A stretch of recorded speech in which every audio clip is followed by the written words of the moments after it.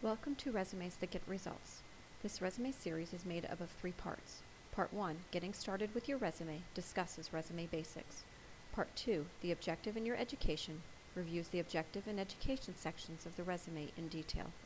Part 3, Experience Matters, provides detailed information on how to describe your skills and experiences in a way that will market you. Let's get started with resume basics. 1-inch margins are ideal. However, margins can range between 1/2 to 1 inch.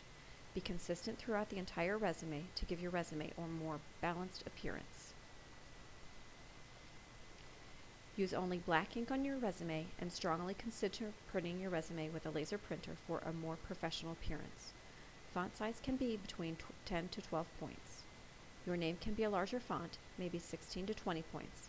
Headings may also be a little larger, with support text being smaller. For instance, headings may be 12 point, while support text under each heading is 11 point. Just be consistent. When selecting a font, choose a professional font and be consistent throughout your resume. Serif fonts have tails and are typically a little easier to read at a glance. Sans serif fonts are without tails. They can still be professional appearance. Ultimately, you will have to determine which font better suits you and conveys your information in a format that is easy to read.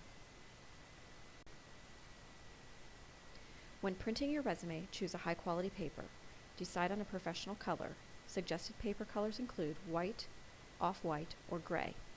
To purchase resume paper, you have several options: the SU bookstore, the Student Senate, as well as a variety of retail and office supply stores. Consistency throughout your resume is essential. Be consistent in spacing, bullet styles and indents, font size and style, date format and placement, as well as formatting. Use bold to emphasize things you really want to stand out. For instance, bold your degree, but not the graduation date, to set it apart and draw the reader's attention to this specific point. But don't get carried away with the bolding. If more information on your resume is printed in bold text, you've tried to emphasize too many points. You can underline and italicize information to emphasize things as well. However, use these formatting features minimally. Accuracy is also important. There are only 2-letter grades awarded for a resume, A or F. Your resume needs to be 100% error-free. One minor typo in your resume could eliminate you from interview consideration. Be careful with all caps. If you hit the caps lock key on your keyboard and start typing, the computer will not underline it in red or green squiggles. The computer sees this information as an acronym, so it will not pick up misspelled words used in all caps. In addition, if there is a chance that your resume will be scanned and read by a computer before it is read by a person, the software used cannot read italicized or underlined text. Therefore, use these 2 formats minimally.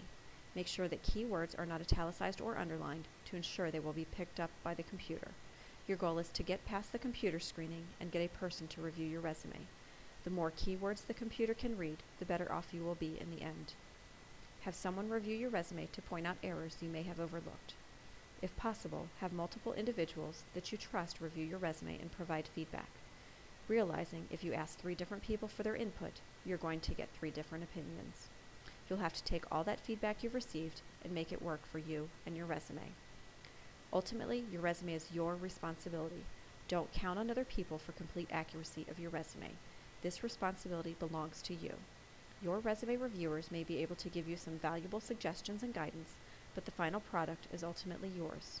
Ensuring that your resume is 100% accurate and contains no errors is solely your responsibility, and you will ultimately be the one to deal with the consequences if there are errors in your resume. Consider visiting the Career Development Center during walk-in hours to have someone review your resume. Your resume is not your autobiography. It's about what you have that will benefit the employer. If you are applying for an internship or your first position following graduation, try to limit your resume to 1 page and edit every item carefully. Experienced professionals may have more extensive experience and accomplishments that will require additional space to cover the important content on their resume. However, limit your resume to a maximum of 2 pages. If multiple pages are required, the top of the second page should read your first name, last name, and page 2 of 2. To reduce length of your resume, do not use sentences. All information should be fragmented. Avoid personal pronouns and include information on the skills qualifications that the employer is seeking that you also possess. Avoid redundancy. Do not list information multiple times in different locations throughout your resume. For instance, don't list an activity under honors and recognitions and list it again later under the headings activities or involvement. Don't get overly carried away using bullets. Try to avoid using multiple levels of bullets. Save the bullets to describe your duties and responsibilities. Ultimately, consult faculty, career services professional, or human resources professionals for input and guidance on the appropriate length of your resume. Avoid using templates and wizards when creating your resume. They are inconsistent, they don't like change, and they don't use headings that work for you. If you use a template, your resume will not be prioritized in a way that will best sell you to the reader. In addition, many online resume submission systems do not recognize or accept these templates. If the reader can't read or access your resume, it defeats the purpose of submitting your resume for interview consideration. There are specific items to avoid in your resume. Avoid abbreviations, except the two-letter state abbreviations or internationally recognized abbreviations such as 3M, IBM, CPR, or SCUBA. Keep in mind, if you're applying for a position outside the United States, other countries have different requirements for formatting and content of resumes. Do your homework and research what that country seeks and or requires related to the resume and job search. Make sure you include those items. Also, it's important to remember that although many countries may be English-speaking, the spelling of certain words may differ from the Americanized spelling.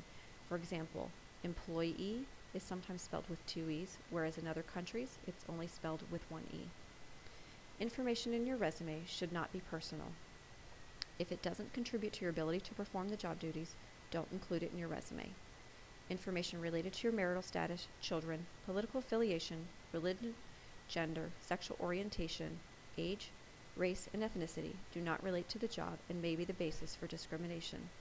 Avoid slang terminology and cliches. They're overused and employers don't view the statements with value. Avoid gender-specific terms. Instead of freshman, use first-year student. Instead of salesman, use salesperson or customer service representative. Instead of chairman, use chairperson. Graphics and photographs are also inappropriate. The only time photographs are required is if you're applying for an acting or modeling position and the job requires your headshot. Finally, at the bottom of your resume, don't include your references. Your list of references should always be listed on a separate sheet. The only item related to your references that should be included on your resume is references available upon request. Headings, lists, and other important information should appear in order of importance. This will help organize your resume and move the more relevant content closer to the top of your resume where it will be noticed. Place dates on the right side of your resume unless you truly believe that this is the most important piece of information about you and you want the reader to focus on your dates of employment and or involvement. When developing your resume, be sure to include the buzzwords in your resume.